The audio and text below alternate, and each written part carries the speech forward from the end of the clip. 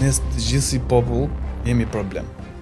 Nëse do ta marrësh në të gjitha fushat. Po ecim goxha shpejt me pjesën e turizmit, po ngelim shumë në vend me pjesën e nivelit shërbimit që kemi. Dhe për nivelin dhe cilësinë e menaxherave, zakonisht Shqipëria komplet pjesën e hotelerisë dhe pjesën e restoracionit punë. Shqipëria ka shumë biznese për pak biznesmen. Është ndryshe të kesh biznese dhe ndryshe të jesh biznesmen. Po kërkon investimin tënd të radhës? Extra Real Estate të sjell prona ekskluzive nga Dubai drejt Evropës, të sigurta, të besueshme dhe të përshtatshme për ty. Extra Real Estate, investo me mend, jeto me stil. Frymëzohu nga historitë e shqiptarëve që po lënë gjurmë në botë. Sukses made in Albania. Sjell në dritë vizionarët dhe sipërmarrësit që bëjnë diferencën. Ndiq rrugëtimin tënd, bëhu ti historia e radhës. Do të ndërtosh brandin tënd personal dhe të shpërthesh në rrjetet sociale? Radio Marketing është makineria krijuese pas videove më virale në Shqipëri. Strategji, xhirim, montazh, Radio Marketing i bën të gjitha. Zëri yt ka vlerë. Radio Marketing e bën të dëgjohet më gjerë. Mirë se vini në podcastin e suksesit by Gjuli Radi. Sot kam një person të veçantë, Masterchef Trifon Toli. Mirë se erdhe. Trifon, unë të njoh si Masterchef, por si një person i thjesht nuk e di fikse ç'a bën një Masterchef. A është vetëm që gatun apo vetëm kontrollon stafin? Ç'a bën specifikisht pozicioni jot? Qëndri një Masterchef nuk është vetëm të dish të gatuash. Kjo është gjëja e fundit që duhet ditë të bëj një Masterchef. Sepse është diçka e detyrueshme. Nuk ka logjik. Por duhet të di pjesën e menaxhimit, pjesën e recepturave, trajnimin e stafit, duke filluar stin kuzhinë dhe pjesën e sallës, informacionin në detaje për produktet, vitaminat, proteinat, kriprat, sheqerat, kombinimit, alergjitë e ndryshme. Dhe normalisht pjesën e mbarvajtjes apo pjesën e të krijuarit një menu, sepse nuk është e gjithë ideja që dim të gatojmë 2-3 pjata, siç ndodh zakonisht, dhe kryejmë një menu. Një menu duhet dish ta përshtatësh në bazë të klientelës që ti ke, çfarë klientele do ti që të sjellësh, pjesën e investimit, do t'i përshtatësh dhe normalisht investimin, se nuk mund të krijosh një menu të thjesht në një investim luksoz. Njëjtën gjë edhe e kundërta. Po. Domethënë, një shef ose një master chef, siç po e quajmë, nuk është thjesht diç të gatuajë, por duhet të jetë edhe pak nga pjesa e doktoraturës, pjesa e organizimit të punës, pjesa e marketingut, komunikacionit. Unë kam bërë një trajnim i cili ka zgjatur një vit në pjesë të ndryshme, i cili ka pas pjesën e komunikacionit, psikologjisë, menaxhimit biznesit, financës, dhe normalisht pjesën e merceologjisë që ti njeh çdo produkt në detaje, se çfarë po bën. Përmendë pjesën e komunikimit ose komunikacionit. Pse është e rëndësishme për një Masterchef ose ndoshta edhe për një kamarier pjesa e komunikimit? A nuk mjafton unë që thjesht të sjell një produkt shumë të mirë të gatuar, të servirur, edhe thjesht me vendos në tavolinë? Nuk mjafton, po e nis nga pjesa e të qenurit një shef kuzhine. E para njëherë duhet të kesh pjesën e komunikimit dhe duhet të jesh aq i aftë sa ti të arrish të psikologjisë stafin që ke. Okej. Gjë ku kam lexuar një shprehje, nëse ti je i aftë që secili ti marrësh maksimumin, ke bër maksimumin për veten tënde. Dhe normalisht nëse ti nuk ke komunikimin, nëse ti nuk menaxhon mirë pjesën e komunikimit me çfarë do lloji punonjësi, ti nuk arrin dot të marrësh maksimumin. Nëse do ta kthejmë këtë pjesa e sallës, pjesa e shërbimit që ti ke komunikim me klientin, normalisht nuk mjafton aq. E para domethënë është detyrim që ti duhet të bësh një pjatë mirë, sepse nuk po vjen dikush me idenë që a vallë do të ketë një pjatë mirë apo pjatë keqe. Ky është detyrim. Por duhet të kesh edhe pjesën e komunikimit që ti ta bësh atë klient të ndihet komod, të ndihet ngrohtë, të ndihet rahat, të ndihesh si në shtëpinë tënde. Siç e themi më mirë. Njëjtën gjë edhe për të shpjeguar pjesën e pjatave, produkteve, sepse ka ikur ajo kohë që ti shkon në restorant dhe thjesht ha se çfarë të vjen para. Normalisht do të marrësh informacionin se çfarë produkti është, nga vjen, si trajtohet, pjesa e kombinimeve, si ndikon. Paktën po flasim për një restorant të mirëfillte dhe një nivel goxha të lartë. Po, del koha më shpjegoj gjithë klientave këtë gjë. Nëse ti arrin dhe strukturohesh dhe bën një grup që normalisht funksionon me pjesën e trajnimeve që unë thash, dhe ke një staf në punë, normalisht që po. Nuk është se do të japësh një informacion të detajuar deri, sepse jo të gjithë klientët janë njësoj. Kush ka dëshirë të dëgjoj më shumë rreth çfarë po konsumon dhe rreth teknikave të gatimit, kush nuk ka nerva fare thjesht do të konsumoj dhe do të iki dhe e ka me të shpejt. Kështu që e gjithë ideja ti do t'i kapësh vetëm pjesët kryesore dhe çfarë klientit të intereson, se nuk do t'i shpjegojnë çdo gjë që ndoshta edhe nuk ka interes të ta dëgjojë atë gjë. Kur më shpjegove pak ato punët, po themi, ose proceset që bën një MasterChef, mu më erdhin me një fjala menaxher. Sepse pra me sa po kuptojnë, ai menaxho ka shumë procese të ndryshme. Normalisht. Ku është ndryshimi mes MasterChefit dhe menaxherit? Se mu në Shqipëri më duken gjithë si menaxhera, me thënë drejtën. Edhe a kemi menaxhera të mirë në Shqipëri? Po, domethënë në Shqipëri zakonisht ne shqiptarët kemi si një gjak që domethënë të gjithë në një punë bëjmë të gjithë drejtorat, të gjithë menaxhera, nuk ka vend për punonjës. Por restoranti mbahet në këmbë nga kuzhina dhe nga shefi i kuzhinës. Okej. Domethënë, nëse është punë tjetër se si funksionon në Shqipëri, dhe është diçka tjetër se si ndiqet në Shqipëri, që është komplet rrëmuj. Por nëse do shkosh jashtë, pronari le të themi i restorantit të shefi i kuzhinës. Ai vendos dhe ai merr vendimet për çfarë do lloj gjëje. Se në momentin që ti po hap një restorant, e para njëherë duhet të hapësh një restorant duke pas një filozofi, duke pas një ide, një target, se çfarë ti do të sjellësh në atë ide. Dhe këtë nuk e krijon dot as menaxheri, as kamarieri dhe as kush tjetër, përveç shefit të kuzhinës. Në bazë të çfarë do të sjelli, në bazë pjesën e vjushmërisë. Nuk është restoranti një biznes një muaj, more fishek zjarr për vitin e ri, shite një muaj dhe mbaroj. Restoranti është diçka afatgjatë. Dhe normalisht kur të nisësh diçka do mendosh edhe për 3 vjet, edhe për 5 vjet, edhe për 10 vjet se çfarë do bëhet. Kështu që për pjesën e menaxherave, zakonisht në Shqipëri jo menaxherat, por çfarë do lloj posti, si dhe shef kuzhine, si dhe menaxher, 1% shumë të vogël zë vend që bëjnë punën e tyre. Se ne shqiptarët e kemi pak problem dhe kjo shkon drejt për drejt me pronarët, le themi, e restoranteve. Domethënë të marrin për shef kuzhine, të marrin për menaxher dhe në fund përfundojnë që bëjnë vetë menaxherin, vetë shefin e kuzhinës, vetë japin ide, vetë vendosin, vetë bulosin. Domethënë nuk e lë një profesionist që të bëj punën e vet.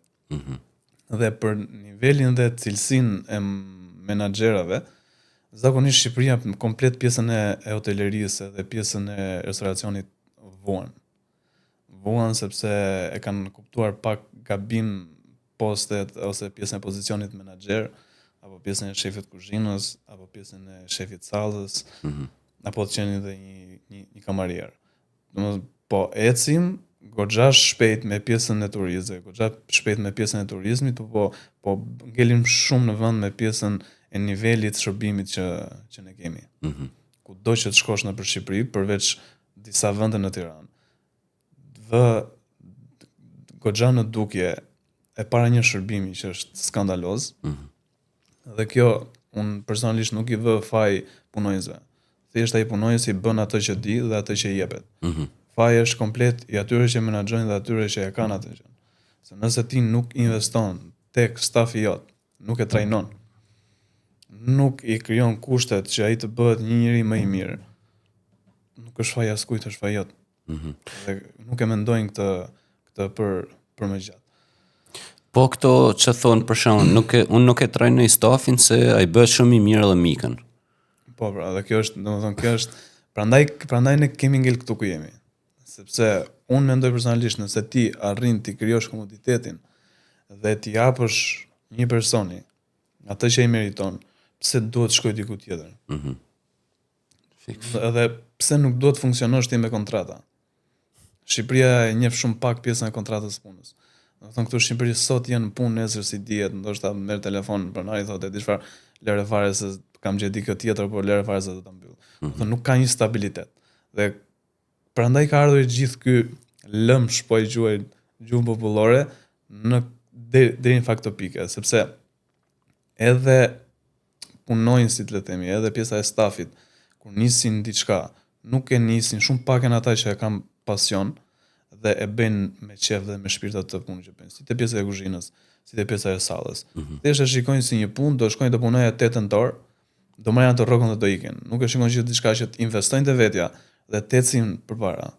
Thjesht e shikojnë si një ku ta di unë, një shifër lekësh në fund të muajit, edhe kaq. Nuk fokusohen te kaq gjëra, nuk investojnë te vetja për të bërë diçka më mirë. Dhe duke parë që pjesa e hotelierisë dhe pjesa e turizmit, pjesa e restoracionit është fusha më e paguar, mendoj unë, në të gjitha profesionet për momentin në Shqipëri dhe fusha që të paktën edhe këtë 10 vjeçar ty të jep goxha avans që të ecësh dhe të ngrihesh nga ana profesionale, po dhe nga ana e pjesës së pagesës. Unë si klientel, por edhe pronari, ç'a duhet kemi parasysh në lidhje me kamarierin, po themi. Se kamarierin e shohim kështu si e nënvlerësojmë ndoshta deri diku, a kupton? Ç'a duhet dimni pak për pozicionin e tij? Ai ka stres ndoshta gjithë ditën, ka lloj kërkesash etj. Ne si klientë jena pak të padërum për shembull. Edhe çdo gjëja faturojmë, thojza kamarierit. Ç'a duhet kemi në parasysh? Tani, gjithë problemi, unë do ta nis nga këtë që ne të gjithë si popull jemi problem. Nëse do ta marrësh në të gjitha fushat, domethënë është problem pjesa e klientelës, është problem pjesa e stafit, është problem pjesa e pronarëve, jo të gjithë. Një pjesë të tyre, si të pjesa e stafit edhe klientët edhe pronarët, por shumica domethënë dominon. Kjo është më problematike. Dhe shumica e klientëve në Shqipëri janë klientë të padurueshëm, janë klientë që nuk funksionojmë si të gjithë, domethënë europian, që në momentin që ti del, e ke të qartë se ku po shkon, e ke të qartë se çfarë do konsumosh, e ke të qartë se çfarë ambienti ke zgjedhur, çfarë vere do pish. Por thjesht shkon, edhe çfarë do të japi mendje për momentin do konsumosh, çfarë do lloj pijesh që ty do dali para do ta pish, domethënë nuk kemi në një kulturë të ushqyerit apo të dalë nëpër restorante. Vetëm këto kohë të fundit, le të themi një pakicë shumë e vogël që ka kaluar në një nivel tjetër të konsumimit. Dhe unë komplet nuk kam pjesën e mirëkuptimit ndaj stafit. Nuk është pjesa e suportit, sepse nëse ti si klient nuk e suporton, nuk e mirëkupton atë që po të shërben, normalisht çfarë do arrit do të bëjë ai për ty. Në fund të gjithë gjës. Dhe në përgjithësi jemi problem. Domethënë është diçka që duhet shkundur nga fillimi dhe duhet ndërtuar, si nga pjesa e klientelës dhe nga pjesa e stafit apo pjesën e pronarëve. Nëse ty të jepet një detyrë, po themi, për me ristrukturu një restorant, bar edhe restorant, ku e nis? Nga e nis. Po, ku e nis? Cili është, si më thon, ose procesi ose pozicioni i punës që ti e nis te i pari, domethënë, ristrukturimin. E para njërë janë personat përgjegjës që ti do lësh të menaxhojnë pjesën e punës. Okej. Që duke filluar nga personi që do lësh në kuzhinë ose sektoret e tyre. Dhe domethënë çdo sektor përgjegjësin e vet, si pjesën e shërbimit, si pjesën e barit, si pjesën e kuzhinës në sektoret e ndryshme, se kuzhina ka shumë sektore. Por edhe pjesën e jashtme të restorantit, që është shumë e vlefshme, pjesa e higjienës, pjesa e sanitarëve, pjesa edhe atit kopshtarit që merret me pjesën e ujitjes së luleve. Kjo është një gjë shumë e rëndësishme. Njëri nuk vjen thjesht të hajë dhe të ikë. Ka ikur ajo kohë që vjen dikush thjesht donte një pjatë mbushur plot. Edhe kaq. Domethënë këtu duhet nisur. Ky është ai ekipi jot. Pastaj çdo gjë tjetër është ekipi i atit që ti ke lënë përgjegjës. Jo se nuk është ekipi jot, por domethënë nuk ke të bësh ti me të gjithë njerëzit që vinë pas. Kjo është baza e çfarëdo lloj pune mendoj unë, jo vetëm pjesën e restoracionit. Ti po thue nis nga koka gjithmonë. Normalisht po. Okej, super. Po më kujton një shprehje, nuk e di sa vërtet është nga ana gastronomike, po thotë që peshku fillon e çelbet ose prishet nga koka. Është e vërtet? Është shumë e vërtet. Okej, atëherë bën sens edhe për janë të gjitha papastërtitë ose të gjitha mbetjet nga pjesa e veshme. E kuptova. Okej, bën sens edhe metaforikisht atëherë. Kam një pyetje personale.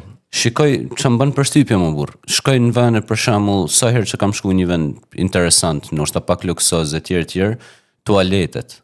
Si ka mundësi që si vetë rëndësi tualeteve burr? Po, kjo është Këm ka bësh shumë përshtypje, si në restorante të mira, si në bare të mira. Gjëja e parë që duhet ketë një biznes që ka pjesën e klientelës të përditshme, si për shembull pjesa e barave apo restoranteve ose hoteleve, është pjesa e higjienës.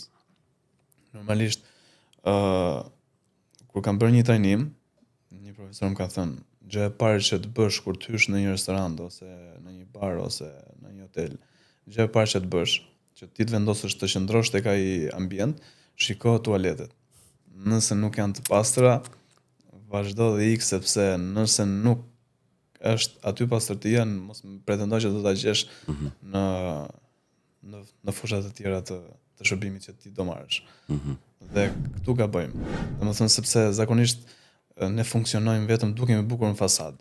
Domethënë ne investojmë shumë tek karrika, investojmë shumë te pjesa ku ta di unë, e të blerit një lulje të shtrenjtë apo një divan të shtrenjtë në restorant, sa investojmë te pjesa e pastërtisë, te pjesa e mbarvajtjes, domethënë te përditshmëria e punës. Edhe siç thamë herët, te pjesa e stafit të çfarëdo lloj gjë tjetër. Dhe kjo është gabim. Kjo është kuptoj. Goxha problem. Dhe kjo vjen gjithmonë dhe ndodh. Dhe unë e përdor shpeshherë këtë që zakonisht me atë çka kam arritur të kuptoj. Në bazë të eksperiencës time dhe çfarë kam arritur të shoh dhe jashtë me studimet e mia. Shqipëria ka shumë biznese, po pak biznesmen. Është ndryshe të kesh biznese dhe ndryshe të jesh biznesmen. A mund të më shpjegosh pak më shumë? Por sepse është e gjitha kjo gjëja, domethënë të jesh biznesmen, normalisht ti duhet të kesh një ide në kokë, ke një qëllim, do të arrish diku. Dhe normalisht ti frymëzon edhe pjesën e stafit, por edhe e ke të qartë fundja fare se çfarë po bën edhe çfarë duhet bësh. Po. Dhe është tjetër të kesh biznese, është punë tjetër se nga ti ke krijuar ato të ardhura, ta ka lënë babi, gjyshja, nuk e di se kush ta ka lënë, dhe thjesht nuk di, po ti nuk mund të qesh biznesmen, se ti e para një nuk e di diçka në kokë, ti nuk e di se ku do shkosh me atë gjë. Dhe përfundon pastaj mas 2-3 muajsh që ti bën edhe shefin e kuzhinës, bën edhe, siç thash, edhe pjesën e kamarierit, bën edhe futesh edhe pjesën e marketingut, ku ti s'ja ke iden fare dhe aberin fare. Dhe kjo është një gjë që bizneset shqiptare i ka penalizuar, sidomos pjesën e hotelierisë. Po të shkosh një përqindje më të madhe, të paktën çfarë kam parë dhe kam njohur unë, ke menaxher ose njerëz që drejtojnë restorantet apo hotelet, çuni hallës, çuni dajes, burritezes, ku ta diun kot pa pik lidhje, që s'ka lidhje fare me atë fushë. As nuk ka studiuar, as nuk e ka me qef, po thjesht është njeriu besuar. Njeriu besuar për ty është ai njeri që ty të jep besimin që ditë bëj punën ashtu siç duhet. Nuk është njeri besuar ai personi i afër sepse po të ruan lekët. Nuk je në bank valla.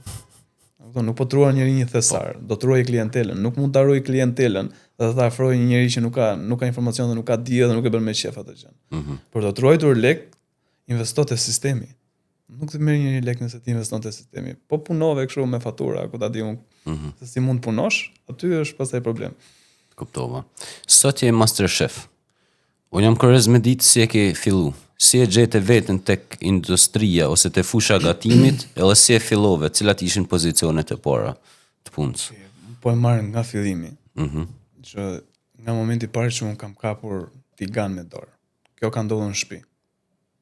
Ku mua më thoshte mami që ja mësot mësosh diçka, të gatush diçka, apo dhe të mësosh edhe punën të shtëpisë, të pastrosh, e të rregullosh gjitha gjërat, sepse do vi një ditë ndoshta do shkosh në kurbet. Do shkosh, do studiosh, do jetosh vetëm. Ti të përmirësosh pjesën e mirëqenies të jetesës tënde. Aty ka nis çdo gjë.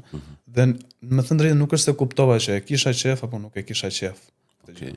Nga i kraja bëja nga detyrimi, le të themi se po detyrohesh të mësoja diçka.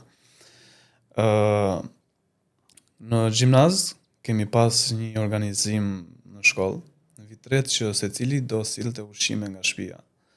Dhe do gatunte dhe do prezantonte tavlinën e vet, le të themi. Dhe u bëm grup për grupe të caktuar. Thjesht mua më kisha shumë qef që të bëja këto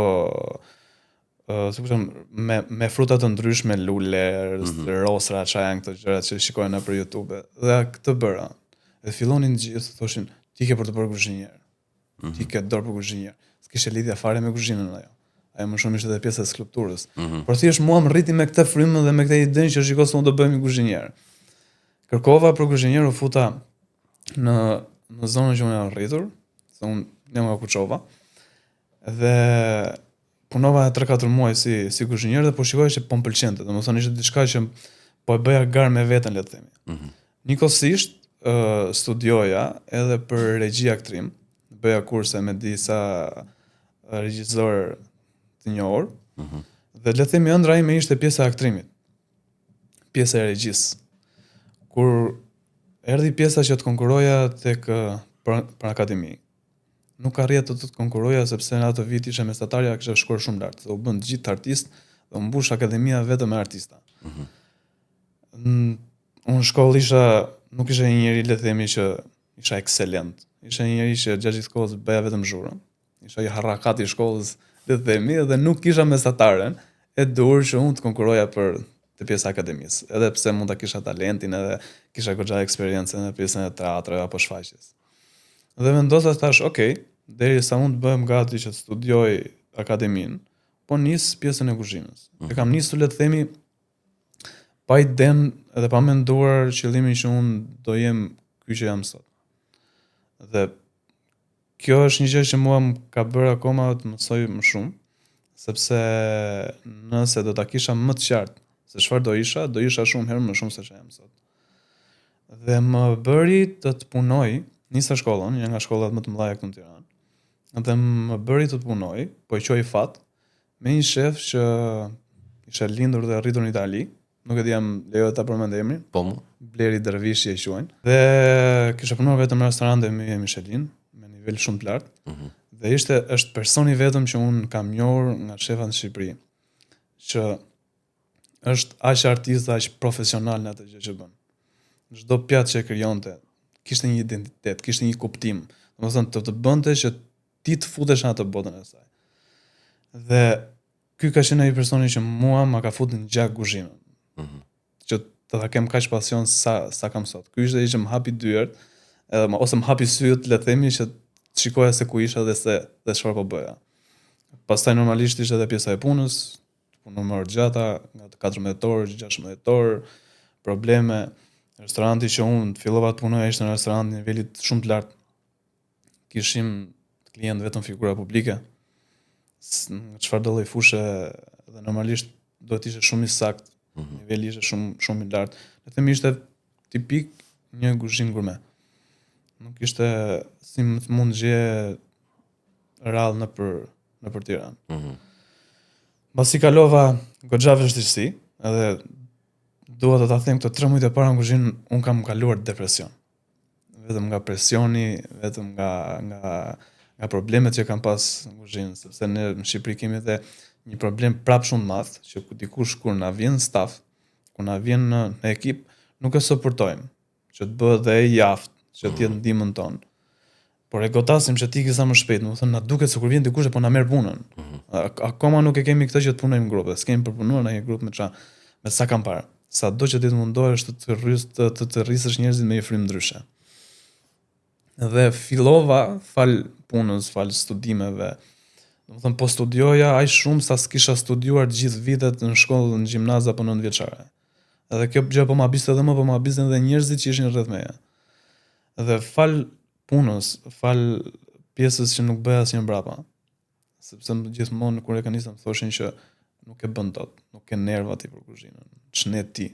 Kjo është shprehje shqiptare, ç'ne ti. Dhe arrita që shumë shpejt ngjisja shkallët, le të themi, të kapja të gjitha ato sektoret e kuzhinës më shpejt se ç'duhet, të tisha mas shefit, do të bëhesh, le të themi, ai personi që e ndiqja shefin kudo që shkonte, çfarë do lloj drek apo darke private apo çdo, çfarë do lloj pjesa organizimi që ai mund kishte. Edhe pse ishte një staf goxha i gjerë, isha unë i përzgjedhuri. Dhe gjithmonë kjo ishte ajo që mua më bënte të të mendoja dhe të shqetësoja veten. Dhe nga momenti që unë kam nisur kuzhinën, kam vazhdimisht me orare të gjatra, duke studiuar libra dhe duke bërë edhe seminare online më shumë me shefat tuaj. Kjo është ajo që mua më ka bërë të ecë. Për 3 vite unë jam bërë shef kuzhine. Domethënë për 3 vite unë kam marrë në guximin vete që të marr dhe të çoj përpara një restorant. Isha vetëm 23 vjeç. Askush nuk besonte. Nuk besoja veten, më thënë drejtën, sepse nuk kisha dikë që thoshe po, ti bën, domethënë kishe gjendje të shneti. Si kudo që të vesh, të shneti, ku bëre ti. Duhet të kesh diçka kështu të jashtëzakonshme që duhet bëhesh. Dhe personi tjetër që jam falenderues le themi, sepse ne bëhemi dhe nga aftësitë tona, dhe nga fati, por edhe nga njerëzit që ne na suportojnë. Çdo kush, të paktën se si e logjikoj unë, askush nuk bëhet vetëm. Çdo kush bëhet me suportin e dikujt, me ndihmën e dikujt. Edhe sikur do t'japi një mendim ose kur do të tregoj atë rrugën e duhur. Dhe aty jam njohur me një zotëri, që ka qenë nga Shkodra, nga anët tuaja, Baci e Thrisni. Dhe ka qenë ai personi që ka pas besim tek unë dhe ka këmbgulur që unë bizneset e tyre të isha shef kuzhine dhe të qëndroj aty. Domethënë ai ka qenë suporti i parë të rrugtimit tim si shef, dhe të qenit të pas besim tek vetja. Dhe ky është një nga ata persona që nuk do harroj gjatë gjithë jetës dhe jam goxha falenderues. Dhe ishte ai gjithë që nuk kishin besim tek mua. Më thoshin fal pak, si mund të të jap unë ty në dorë të besoj miliona euro investim. Ndërkohë që unë isha me veten time edhe a do e bëj dot këtë gjë, a do e bëj dot, pa asnjë nuk thoshte ajo. Domethënë e kisha të qartë se ku doja të shkoja, kisha të qartë se çfarë doja të bëja. Edhe thjesht do ta bëja në një mënyrë të caktuar, por do ta bëja, do ta arrija atë gjë. Ndërkohë që më thanë, "Okej, ishte problemi, më fal pak, po si do e bëj tani?" Aty fillova mora seriozisht se si do e bëja dhe se si do ndërtoja stafin. Duke ndërtuar stafin, duke ndërtuar pjesën e menus, pjesën e strategjisë të provurit të klientit, çfarë klientës do të sillja, duke investuar vendin dhe çfarë do lloj gjëje tjetër. Dhe përfundova duke krijuar një staf që ata personat më kishin mësuar le themi në fillimet e tyre dhe mbas 3-4 vitesh ishin te kuzhina ime. Dhe gjatë gjithë kohës, sepse kjo është problemi që ne nuk i dim ndonjëherë vlerë, domethënë njeriu është si punë e kalit. Do ta di kali është një shprehje se sa fuqi ka të vret. Ashtu është dhe njeriu. Dhe her pas here, ndonjëherë ndihem shumë keq me veten, ndihem shumë bosh. E shoh shumë mrapa mbas se çfarë do të arrijë. Por kur shoh në çdo tavolinë pune, në çdo mbledhje pune apo në çdo bisedë pune, e shoh veten si njeriu më mosh më të vogël, aty e kuptoj vërtet se sa kam ecur dhe çfarë rrugtimi kam bërë. Nuk sepse shumë njerëz thonë çfarë ke bërë ti? Çfarë s'ke bërë ti? Unë nuk po them se po bëj ndonjë çudi të madhe. Thjesht unë rrugtimin tënd vetes, dikujt tjetër e shoh nga ku ti ke qenë, nga ku e ke nisur. Sepse tani unë nuk mund të hajem dot me me një djalin e një biznesmeni që është moshën time që i ka gjitha e gati. Domethënë është diçka që nuk mund ta krahasosh këtë gjë. Unë them çfarë kam bërë unë, ku e kam nisur nga zero dhe ku kam arritur. Njëjtën gjë edhe të tjerët. Kuptoj. Super. Më the që njëtë na duhen edhe njerëz që na motivojnë. Ty personalisht, atë motivon më shumë kur thonë ja del apo kur thonë nuk ja del? Zakonisht mua më ka motivuar kur më ka thënë që ti nuk e bën dot. Sepse 98% e themi kam pas afër vetes ata persona që më thoshin ti nuk e bën dot. Ç'net ti, ku bëre ti? Duke filluar që domethënë trauma e parë le themi kanë qenë në gjimnaz kur kisha një zysh historie që më thoshte gjithmonë që ti s'ke për të bërë askush. Nga që mund të isha pak arrakata këtë ti s'ke për të bërë askush. Ti as në ndërtim thoshta nuk e për të punuar. Ndërkohë që jemi pas ca viteve, zysha duhet punoja 4-5 muaj për të marrë rrogën time që më fitoj sot. Dhe kjo gjëja vazhdonte edhe me pjesën e shoqërisë. Ç'net ti, ku bëre ti? Ndonjëherë ne kemi pengesë edhe familjarë. Sepse ndoshta ata çkretet e bëjnë nga halli ose nga ideja që kanë merak për ty, po dashu të të pengojnë. Dhe unë me këtë jam rritur, me këto thënie ka ecur gjithë pjesa e rrugtimit tim, ç'net ti, nuk e bën dot ti. Dhe kjo më ka bërë që unë të jem akoma më i vendosur në atë çfarë duhet të bëj. Por normalisht më frymëzon edhe dikush që ka besim tek mua, sepse ti je më i qetë dhe ti je më i qartë se çfarë do të bësh. Por çfarë më ka që më ka frizuar më shumë, kanë qenë persona që, domethënë, çështja e suksesit për mua mendoj është çfarë ti zgjedh të rrethojnë. Domethënë çdo gjë që ne mësojmë tani gjithmonë ka një shprehje vjetër. Më thuaj me kërrit të them sigurisht je, njëjta gjë është. Domethënë çfarë ti zgjedh që të rrethojnë. Nëse ti rrethohesh me njerëz që thjesht punojnë 8 orë, thjesht shikojnë atë punën për të marrë një rrogë edhe mezi t'ia dalin në fund muajit, ashtu do bësh edhe ti. Nuk ke ku shkon. Sado i ditur ti je, sado i aftë, sado i studiuar ti je, do të mundin ata valla. Domethënë e keqja gjithmonë do të mund sa. Kudo që të shkosh. Dhe munduar që të ta rrethoj veten time me njerëz biznesmen, me njerëz më të rritur se vetja, më të arrirë, me njerëz që ulesh në tavolinë dhe ke diçka që ai dëgjon. Jo, domethënë bisedë banale, jo nuk flas banale vetëm te fjalët banale, por një bisedë banale që diçka që ty nuk t'intereson fare, domethënë merresh me jetën e tjetrit, me thashë them me kot më kot pa pikë lidhje. Dhe kjo më ka ndihmuar shumë. Ka ndihmuar shumë edhe pjesa duke ndjekur, le të themi edhe pse ndoshta nuk i kam takuar personalisht. Disa persona si Emanuel Maçi, si Vasil Naçi, si Amarildo, që edhe kemi biseduar me herët, që të t'japin një motivim, domethënë të tregojnë atë shembullin që po dhe ti mund të bësh si ata. Të tregojnë diçka që ti mund, domethënë ta bëjnë qartë se ku ti duhet bazohesh. Dhe këto më kanë vyer shumë dhe më kanë motivuar shumë. Por të gjithë i kanë pas kundra, thjesht kanë pas, domethënë, një shembull që un jam bazuar dhe them, okay, kjo është diçka normale, nuk është diçka që është e keqe dhe është kundra meje, është okay. Të kuptoj.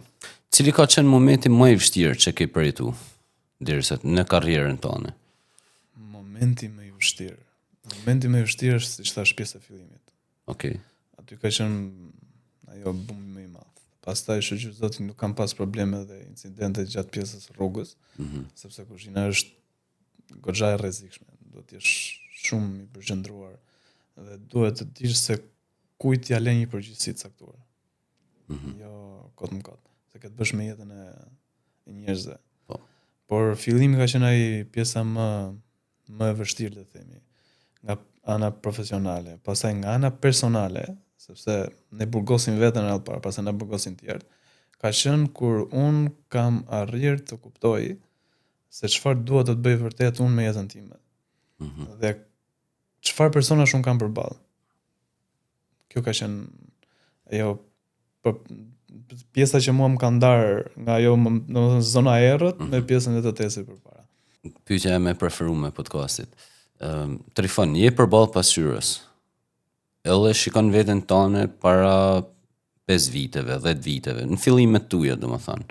Edhe ai po shikon ty sot një person të arrirë që ka kalu sfida, sakrifica, sigurisht që ka një rrugë shumë gjatë përpara, por deri sot ka suksesin e vet.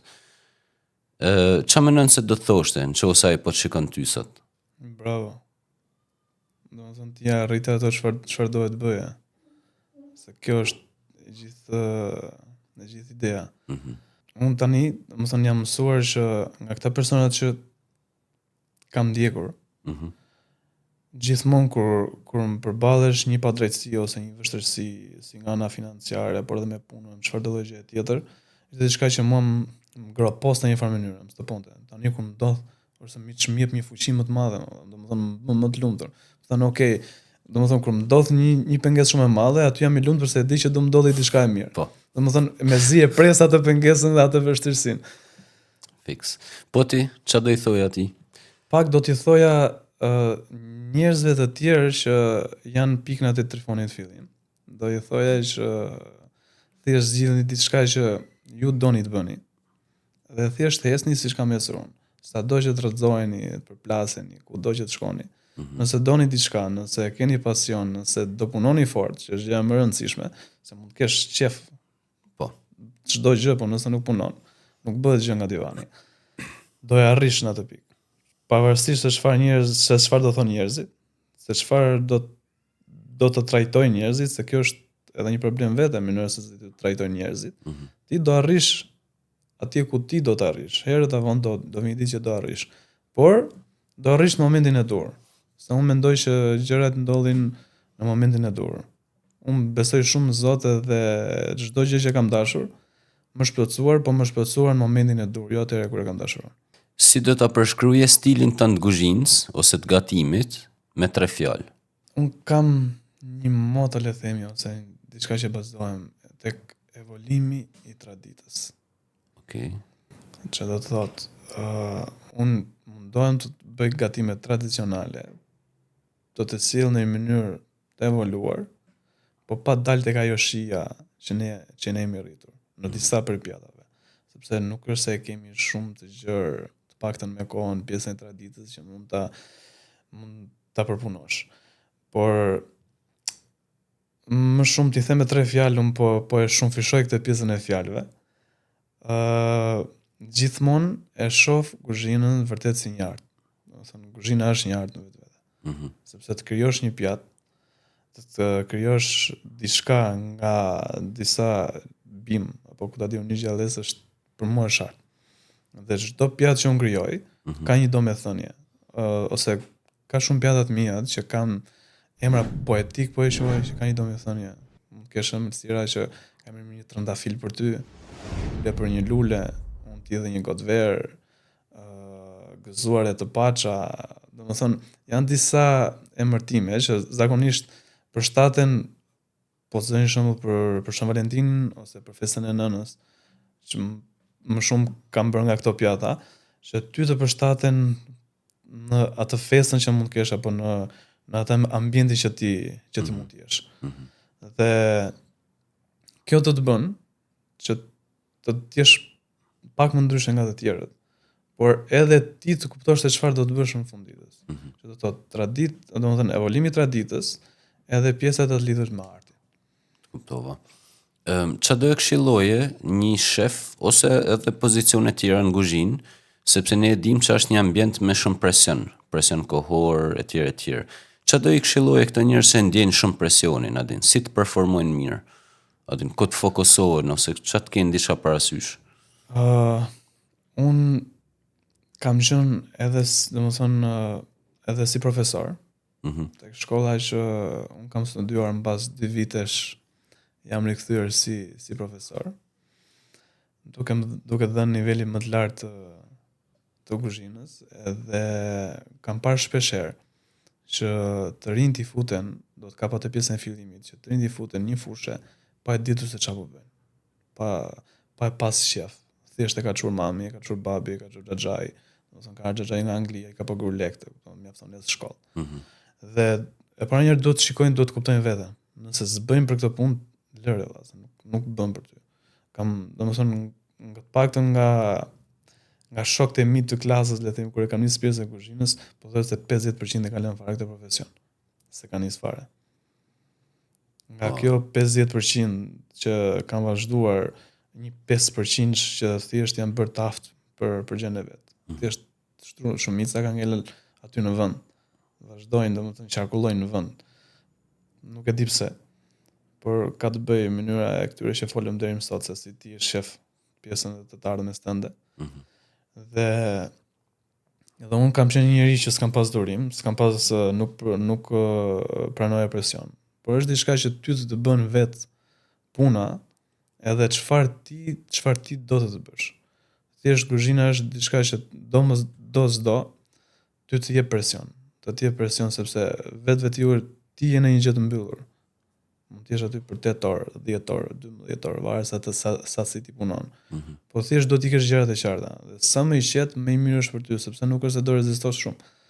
Domethënë ka shumë shefa kuzhine që shkojnë deri në afat të kohër, në një moshë caktuar dhe lën kuzhinën, nuk e bëjnë dot më.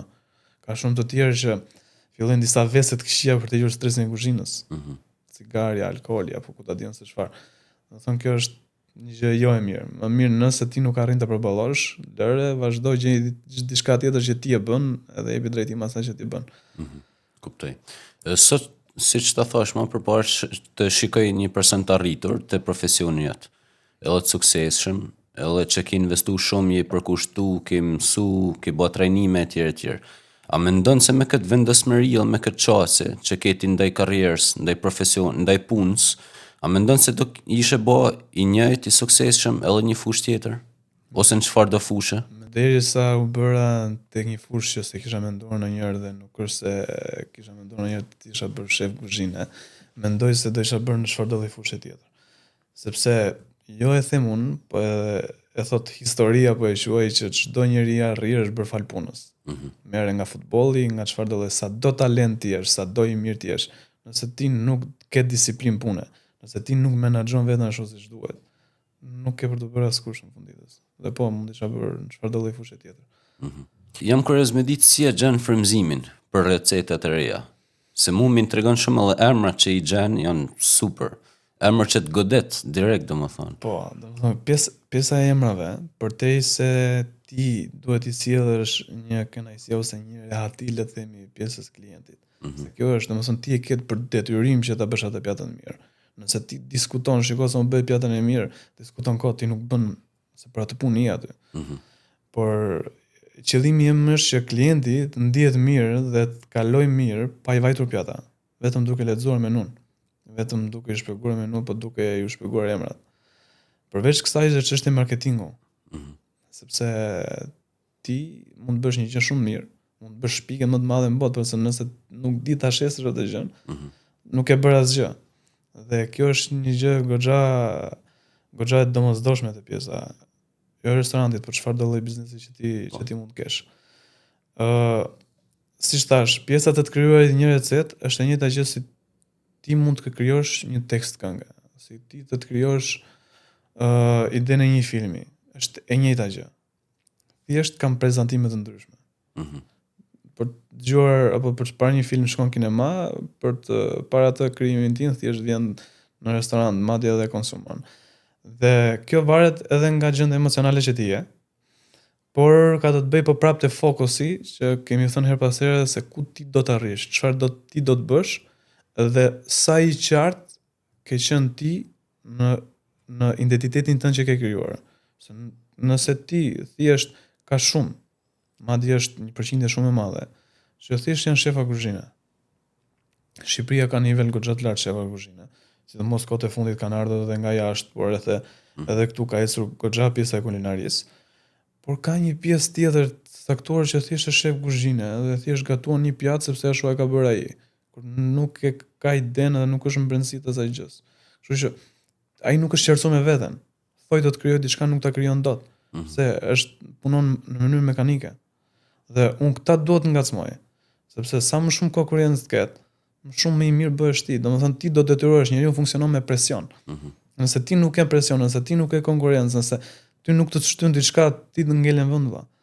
Edhe mua më pëlqen kjo pjesë e konkurrencës, kjo pjesa e të pasurit sa më shumë të mirë. Sa më shumë të mirë ke, më i mirë do bëhesh ti, nëse do të bëhesh, ose do dalësh fare nga tregu, do shpëtojnë të tjerët. Kuptova. Më ke thënë një diçka pak kur u takuam herën e parë. Më the që njerëzit mendojnë se hajnë bio ose blejnë ushqime bio e tjerë, por në fakt nuk është fiks të ushqimi, është mënyra gatimit. Ti më the që njerëzit nuk dinë me gatu në Shqipëri. Po. Po themi kështu ndoshta nëpër familje, që nuk janë profesionista kuzhinier, por kjo ndodh edhe në restorante, jo vetëm familje. Familja po jam shumë i sigurt që në familje njerëzit nuk dinë të gatuajnë, nuk është ideja se nuk di të gatuash të bësh një gjë. Po mënyra se si ti e trajton atë produktin. Por kjo ndodh edhe në restorante. Dhe unë po punoj për të realizuar një emision ku do ketë në fokus pjesën e informacionit të pjesës të gatimit. Dhe ti mund marrësh një produkt shumë bio dhe shumë të shtrenjtë. Nëse ti nuk di të ta trajtosh dhe ta ruash apo ta gatuash, nuk e marr asgjë. Domethënë e kanë të bëjnë këto mënyra të ruajturit, temperatura, mënyra të pjekurit. Këto janë shumë, domethënëse, edhe pjesa e kombinimit. Se ti mund marrësh një produkt që thotë jashtë i shëndetshëm. Dakor, por nëse ti e shoqëron me diçka friturë atë shëndetshme, nuk është më i shëndetshëm ai, se të bën mix.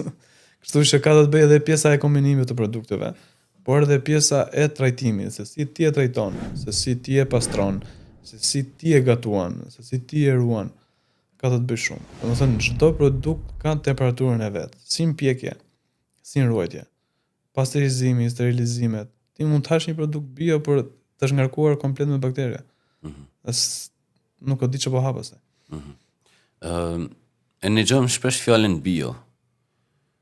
Qa dhe me thonë tamam, produkt bio? Produkt bio. Domethënë, tani kohët e sotme është bërë pak problem të gjesh produkte bio. Se dhe ati ku mendon që është bio, disa nga mosdia dhe disa nga të dashurit për të prodhuar më shumë, përdorin çfarëdo lloj gjëje tjetër për të ardhur. Por edhe këtë e kam parë, domethënë Shqipëria ka shumë nevojë për produkte bio. Sa potencial ka gastronomia shqiptare? A jemi ne të pasur në varietet, po themi, ose në Pjesën e traditës. Po. Jo, nuk është se kemi, domethënë, gatime tradicionale që ne mund të bëjmë bujë. Okej. Domethënë, po të shikosh nëpër Europë, ne kemi, domethënë, çfarë kemi bërë bujë ne, kemi bërë me byrekun. Okej. Domethënë, nuk jemi që, është diçka shumë e mirë, po kemi goxha gatime të mira. Kemi goxha, le të themi, edhe këto gatimet e reja sot, siç janë këto gatime slow cooker e çfarë janë. Më kujtohet diçka një emër tjetër që i kam vendosur një pjatë, kam vendosur emrin mishi kaçakut. Që në momentin që po bëja një trajnim, mësova një gatimi që ti e gatuaje për 5 deri në 6 shtator një mirë saktuar me temperaturë të ulët. Sepse sa më i ulët jetë temperatura, aq më shumë ti ruan vlerat ushqyese. Dhe të njëjtën gjë u njoha dhe me historinë e kaçakëve, të cilët ishin persona që qëndronin mal dhe zbrisin her pas here në fshat për të vjedh bakti apo çfarëdo lloj gjë që do ushqeshin, dhe çfarë bënin kur iknin, e vendosin mishin në qypa prej balte dhe linin afër zjarrit. Që të gatuesh për mos të digjesh. Sado që të vononin, ata e kishin duke gatuar por nuk e digjen. E njëjta gjë është dhe kjo. Domethënë, disa ne gjëra i kemi dhe çdo gjë që është sot ka ardhur nga domosdoshmëria, por nuk kemi, le të themi, gatime ose diçka goxha të pasuruar që ne të shkojmë edhe të dalim, le të themi, para Italisë apo para Francës. Pra është e vështirë që të bëhemi pjesë e hartës kulinare, po Është goxha e vështirë. Po ti po të shikosh kudo që të shkosh nëpër Shqipëri, prandaj dhe unë e munduar që të marr këtë traditën, të ta kthej në volim, sepse kjo është e gjithë ideja, domethënë çdo gjë nis nga tradita. Domethënë baza e kuzhinës është qep, karrotë, selino. Domethënë kjo është baza e çfarëdo lloji kuzhine. Aty nis çdo gjë. Dhe edhe pjesa e modernës, nga tradita nis. Çdo gjë nis nga tradita.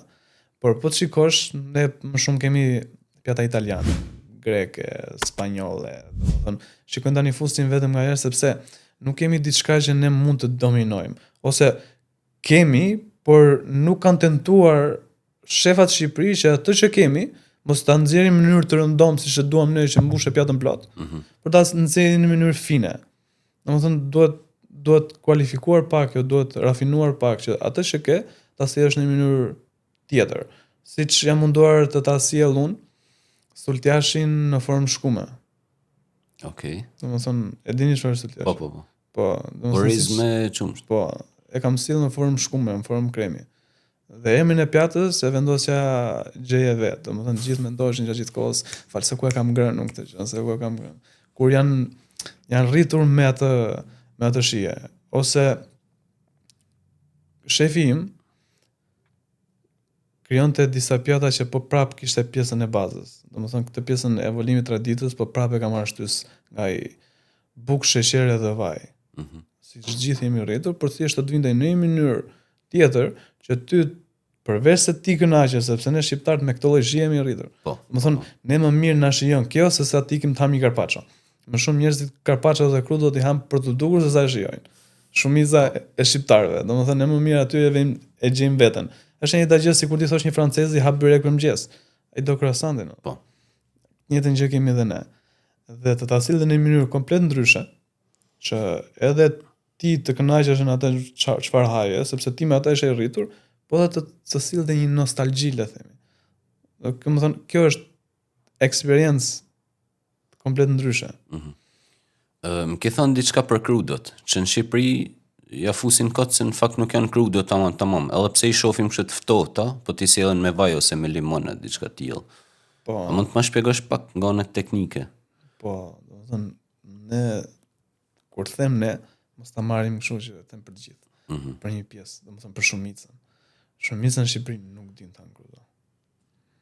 Dhe të hash krudo, thjesht këtyre mjafton që ti po të shkon një kakalec apo një carpaccio, ashtu siç është, nuk mjafton mos jetë i pjekur në zgar, nuk është ajo krudo. Këtu, kudo që të shkojmë, ose 1% më të madhe, e shkojmë, jo se është këtu nuk i vë faj shefave kuzhinës, këtu i vë faj klientëve. Okej. Sepse kudo që në shkojnë e ke të mbushur pjatën vetëm me vaj dhe limon. Siç ka pjekjen e të nxehtë, ka pjekje edhe në të ftohtë. Kështu që produkti piqet edhe nga aciditeti. Dhe ajo krudo, që krudo logjikisht është diçka e pagatuar, diçka e gjallë, nuk është diçka e prerë hollë. E prerë hollë është carpaccio, domethënë ka disa terma të ndryshme. Por krudo është diçka e gjallë, diçka e pagatuar, diçka e paprekur në atë pjesën e të qenit diçka e gjallë. Dhe në momentin që ti të vjen vetëm me vaj dhe limon, ti nuk po ha një krudo, thjesht ti po ha një produkt të pjekur nga aciditeti. Kaq. Është e njëjta gjë, si mund të piqet siç thash në të ngrohtë, piqet edhe me aciditet, po piqet edhe me krip. Siç bëhet pastërmaja, njëjta gjë është dhe pjesa e aciditetit. Lëre diçka në aciditet e ke komplet të pjekur. E kuptova. Okej. Po. Dalim pak jashtë kuzhinës. Çfarë pasionesh ose hobish ke? Ç'a të pëlqen me bë kur nuk je në punë? Më pëlqen të shkruaj. Okej. Siç thash, unë kam xhiruar edhe jam bërë pjesë edhe një film që akoma nuk ka dalë. Nuk e di a do të dalë ndonjëherë. Dhe mundohem të shkruaj si tekste filmash apo tekste këngësh. Është diçka që në të ardhmen, është diçka që unë do ta bëj edhe këtë gjë. Diçka që kam nisur nuk do ta lë në mes, por të arrij disa qëllimet e mia. Edhe të dëgjoj shumë këngë. Më pëlqen shumë të dëgjoj këngë. 70% pothuajse popullore. Unë jam rritur, siç thash, në Kuçov dhe kam bërë pjesë edhe në këto grupin folklorik, këndojmë, kërcejmë dhe kjo është diçka që mua më bën të ndihem më mirë, le të them, të dëgjosh edhe muzikë, po të dëgjosh muzikë jo po kupton se çfarë po dëgjon. Të dëgjosh një muzikë që ti po di se çfarë po thotë ai robi. Jo siç është bërë sot rap, çfarë po degradohet sot pjesa e muzikës apo teksteve. Kthehemi prapë në kuzhinë. Cila është pjata që ty ose gatimi që ty të kujton fëmijërinë? Kam bërë një pjatë, të cilin e kam vendosur, sallata është, po e kam vendosur emrin sallata e gjyshes. Okej. Pse sallata e gjyshes? Është me domate të thata. Dhe mbaj mend kur isha i vogël. Unë jam rritur në fshat. Dhe në të gjitha çatit, le të themi, kur vinte pjesa e verës, thaheshin domate, fiq, çfarë ishin këto, dhe ruheshin për ndimër. Dhe këtë gjë bënte tek shtëpia gjyshja ime. Dhe e kthente që e gatuante në dimër dhe e fusët në për produktet. Kurse unë e kam marrë këtë domaten, e kam kthyer në salcë dhe kam marinuar pjesën e sallatës. Edhe kjo më sjell goxha nostalgji, le të themi, është diçka që mua më shfiksuar në kokë. Njëjtën gjë kam pas dhe me klientët. Se mundohem që të paktën edhe klientëve kur vinë thjesht ma lënë mua në dorë, që s'ka lidhje fare me menun, mundohem t'i bëj pjata në bazë të moshës që janë. Okej. Nëse janë persona mbi 30, mundohem t'i bëj disa pjata që kam përbërs, le themi, të vjetër në mënyrën apo në shijen që ata kanë, me produktet ose me ushqimet që ata janë rrit. Po duke as janë në mënyrë tjetër. Dhe ku ka gjë më të bukur se ndjesim më të bukur se sa të japësh dikujt nostalgji. Dhe kam pas shumë klientë që kur i kam shpjeguar këtë pjatën, thjesht kanë ngel gjatë gjithë kohës kështu dhe thoshin, "Ok, super, i kujtohesh komplet pjesa e fëmijërisë tyre." Po. Përmend fjalën sugjerim. Ke shumë klienta që thonë më sugjero ti diçka ose po ta lë të në dorë. Ata që din të hanë nuk zgjedhin vetë. Okej. Domethënë një klient që di të hajë dhe do të hajë mirë, nuk zgjedh vetë. Thjesht varet edhe nga pjesa e shefit. Por ai që di të hajë mirë e zgjidh atë që do shkoj të hajë. thjesht ta lë ty në dorë. Thjesht të jep atë idenë se ku qëndron më shumë, edhe ti shkri talentin tënd, sepse kjo është e gjithë ideja. Nëse ti ma lë mua në dorë, thjesht unë do mundohem të jap maksimumin. Është një gjë se edhe unë sikur të them ty, e di çfarë, kam besim tek ty. Bëj diçka që ti mendon, domethënë bëj më të mirën, dhe ti do mundohesh të bësh më të mirën. Në çfarë do lloj fushë? Njëjta gjë është dhe pjesa e kuzhinës. Domethënë ata që duan të hanë mirë, ata që dinë të hanë mirë, nuk shikojnë menun. Wow. Dhe në restorantet e mira nuk funksionon menuja. Interesante. Kjo është krejt informacion që se kisha mendu. Më përmende fjalën sugjerim. Kam një dyshim kështu tipik të shqiptarëve. Kur i thu për shembull kamarierit, çam sugjeron një gjë, ai thot për shembull kemi filan peshk për shembull. Dyshimi i shqiptar ose një produkt tjetër. Dyshimi i shqiptarëve është që ky po më sugjeron diçka që i ka mbet në kuzhinë. Çka që i ka mbetur. A është e vërtet ose sa përqind është e vërtet kjo? Domethënë, është shpreha edhe ku ka zë nuk është pa gjë. Okej. Çfarë do të thotë? Kjo ka lindur normalisht duke u bazuar në disa eksperjenca caktuara apo disa gjëra të thëna. Sepse ne kemi një problem në shqiptarët. Çfarë ndodh në punë, e diskutojmë familje, diskutojmë shoqëri, çojmë gjitha, domethënë si bisedat, edhe si pjesën e lodhjes apo mërzitjes, ne i çojmë edhe në familje, edhe në shtëpi, edhe të gjitha. Jemi të mërzitur në punë. Do ikim në shtëpi të mërzitur, do ikim në shoqëri. Njëta gjë edhe për pjesën e të diskutuarit diçka. Dhe kjo ndodh po prap nga ana profesionale. Nëse ti je profesional dhe je një profesionist në atë gjë që bën, nuk bën këto gjëra. Domethënë nuk fillon të flet kot pa piklidhje, ku ta di unë. Ka lloj-lloj njerëzish, ka lloj-lloj restorantesh, por një produkt që nuk është të paktën sa njoh unë një pjesë të madhe të shefave kuzhinave, por duke parë dhe duke kuptuar se sa i rrezikshëm është pjesa e ushqimit që ti japësh njerëzit. Nuk besoj se ka nga ata njerëz që bajnë në kuzhinë një produkt që nuk e din a është i duhur për të servirur dikujt apo jo. Pastaj nëse njerëzit e logjikojnë që shiko sepse është e freskët, s'është e freskët apo ku ta dinë se çfarë. Se njerëzit janë mësuar të hanë diçka që e thërë tani bëhet tani. Jo vlla, sepse çdo gatim, çdo produkt, çdo mish, peshk që do ta konsumosh, duhet ta pasterizosh një. Kuptova. Edhe si funksionon më shumë me peshkun është pjesa e abaditorit që shkon minus 45 gradë, që më thënë ai duhet të ngri, të vdesin gjitha bakteriat, pastaj ti ta konsumosh. Kuptova. Pastaj nëse shqiptarët ngatrojnë këtë gjë është problem tjetër. Shikoj që poston shumë në rrjetet sociale, gatimet tuaja, por edhe eksperiencën me njerëz i buzëqeshun gjithmonë etj. Ç'a kërkon tamam të përcjellësh me postimet tuaja? A kërkon të përcjellësh estetik, edukim, frymëzim për njerëzit, apo e bën thjesht për hobi? Domethënë ç'a është ajo? Kjo është, domethënë e gjithë thelbi është që ti mundosh të japësh një shembull. Po prap kalojmë te pjesa e njerëzve që na thonë. Është shumë problem që ti shesësh mend shqiptarit. Domethënë gjë më e vështirë mund të bësh çfarë do lloj biznesi të mundshëm, po të shesësh mend shqiptarit është gjë më e vështirë mundshëm. Domethënë shqiptari nuk blen mend ashtu, vetëm shet. Sa do pak apo shumë të ketë, vetëm do shesi, për të bler nuk blen njeri. Dhe më shumë qëllimi është që sa do pak të jap një informacion. Të bëj dhe atë njerëzit sepse ti mund të bësh, domethënë ti gjithmonë bëhesh edhe bën çfarë ti ke në shpirt, domethënë si është gjendja jote shpirtërore. Nëse ti je okay, ti çan dhe malin kur i thon një shprehje. Nëse ti si je mirë me veten, nuk ke çfarë do bësh. E fut prap gjumit, e kupton, zgjohesh në orën 10, fle prap, zgjohesh në 2, pastaj e rri kot gjithë ditën. Dhe unë këtë jam munduar të bëj. Domethënë sa do pak të jap një shembull, të jap diçka ndryshe, të suportoj njerëzit.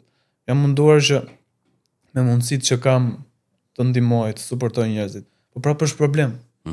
Është shumë problem se ti kur i ndihmon njerëzit, kur i suporton, ndoshta janë ata njerëz që ty të dalin problematik për punën tënde. Dhe kjo më ka ndodhur shpesh herë. Kam marrë njerëz mas vetes që nuk kam pas aftësi profesionale. Thjesht i kam thënë, "Ç'ke, unë do të jap një rrok të caktuar që ti nuk e ke marrë më herë. Hajde tek unë, përplasu tek unë. Kjo gjë ngelet midis nesh, të jap një suport se di shumë mirë se ç'do të thotë fillimet." Dhe më kanë rezultuar që mas 2-3 muaj sa kanë kapur disa lekë në dorë, të prishin punë, domethënë të bën problem në rrugtimin tënd. Dhe po prap kjo është problem. Domethënë ti do të ndihmosh njerëzit, po ke frikë ndihmosh njerëzit. Dhe kjo është një gjë po prap e keqe. Të kuptoj. Po kjo është thelbi që mundohem që sadopak të jap një shembull tek njerëzit, edhe pse e di shumë mirë që njerëzit nuk e shikojnë dhe nuk e shfrytëzojnë telefonin apo çfarë do gjë për të marrë shembull. Thjesht shumë për të marrë me llave edhe për të kaluar kohën. Domethënë nuk i intereson njeriu që të mësoj diçka. Se po të kishin mësuar do ishin në një pikë tjetër, si popull flas. Cili është mesazhi jot për të rinjt që kanë dëshirë me ndjek diçka? Ndoshta edhe në rrugën e kulinarisë, gastronomisë, por ose për diçka tjetër, por që kanë një ëndër, kanë një dëshirë, kanë një zjarr brenda vetes, por kanë frikë me bë atë hapin e parë. Normalisht kjo gjë i ndodh të gjithëve. Dhe tek ai misioni që unë të përmenda pak më herët, Po. një pjesë saktuar jam kushtozuar edhe talenteve të reja. Në çfarë do lloj fushë të mundshme. Por çfarë duhet të ta nis që këto ditë kam lexuar një libër dhe më ka bërë përshtypje një shprehje. Dhe besoj se kjo është baza. Dhe thoshte që nëse do të njohësh një popull, shikoje në politikën që bën. Do thonë se të gjithë bëjnë politikë. Përderisa të shkon voton edhe ti zgjedh ata që ne na drejtojnë, ti bën politikë. Do thonë shikoj gjithmonë një popull në politikën që bën. Edhe të shikosh në Shqipëri dhe shqiptarët. Shqiptarët më shpejt po lën burrat dhe gratë, po ndrojnë burrat dhe gratë se sa po ndrojnë politikanët. Dhe kjo kjo është e vërtet. Kjo të bëhet shumë e bukur, po është shumë e vërtet. Domethënë është turpi i Zotit, po dëgjojmë që ti nuk toleron burrin dhe gruan tënde për diçka që ndodh më. Është ku ta di unë, ndoshta edhe mund të bësh mirë që të bësh një zgjedhje, toleron 30 vjet, unë jam 30 vjeç vet, por çka kam parë dhe çka kam dëgjuar, toleron 30 vjet politikanë, të njëjtat figura, të njëjtat gjëra. S'po shoh një gjë të ri, edhe kur del një diçka e re, thon hamu se ky si ata të tjerë janë. Po pikë lidhje. Kështu që unë të rinjve do t'i thojë më parë mundohuni të ndryshoni pjesën se si të bëni politikën, se ata që kemi lart, ata do na kushtozojnë edhe ne, ata do na drejtojnë edhe ne, se ti mund të kesh shumë ëndra, por nëse ty nuk do ta jep vendi jot këtë mundësi, çfarë do bësh? Nuk e bën dot këtë gjë. Ti mund të duash të bësh super artist në Shqipëri, por a është arti në nivelin e dur në Shqipëri? Ka shumë fusha të artit që këtu nuk dëgjojnë fare. Shkon nëpër teatr ti e ke bosh.